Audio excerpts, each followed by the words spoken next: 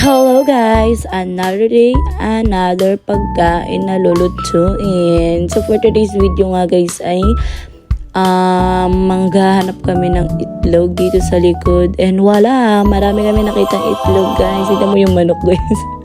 Sabi niya, bakit kinukuha mo yung anak ko? Ba't ko nakuha yung itlog ko? So ayan guys, naghanap pa kami dito. Tingnan nyo guys, kasi iba-iba kasi kahit chance kasi sila pumipwesto kung nangingitlog. Kaya ayan, hinahanap ng aking Diyosawa ang mga itlog.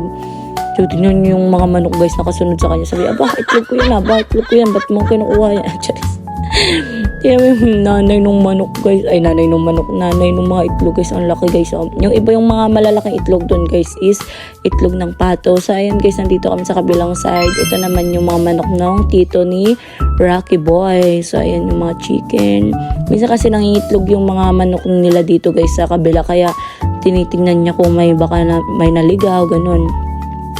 Kasi nagala kasi yung manok nila doon sa kabilang side. So tingnan niyo yung mga manok ni Tito Gary. Sobrang lalaki.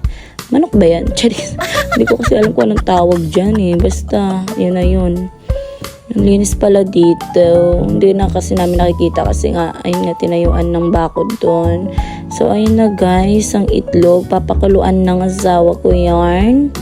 Papakaluan, tatakpan, and then, wala. Pagtingin namin, kumukulo na. So, first, maghiwa siya ng sibuyas. Yarn, hiwa siya dyan, guys. Pagkatapos ng sibuyas, syempre, bawang. Hindi mawawala ang bawang. Ayan, in-slice niya na maliit-liit yan, guys. And, wala, luto na ang itlog. Yan, binalatan niya. Syempre, lang naman kakainin ng adobo yung mga ito walang lasa, diba?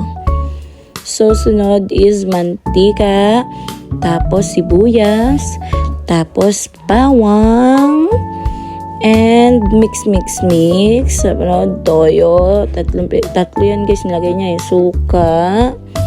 Yarn, suka. Syempre, paano magiging adobo yun kung walang suka? Tubig. Ang taray naman ng voice over na ere. Ang hahaluin. And paminta na durog. Magic sarap. Diba? Di nawawala magic sarap. Sige, damihan mo para matay. Asukal.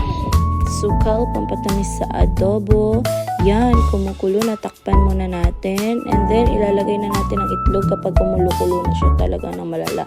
So, ayan siya guys, no? Tinakpan muna namin din siya guys. And then, gantong texture na siya. Kulang pa yan kung gusto nyo yung tuyot talaga guys. Yan, yung mga ganito guys, tuyot na tuyot siya. Masarap naman siya guys, para sa akin.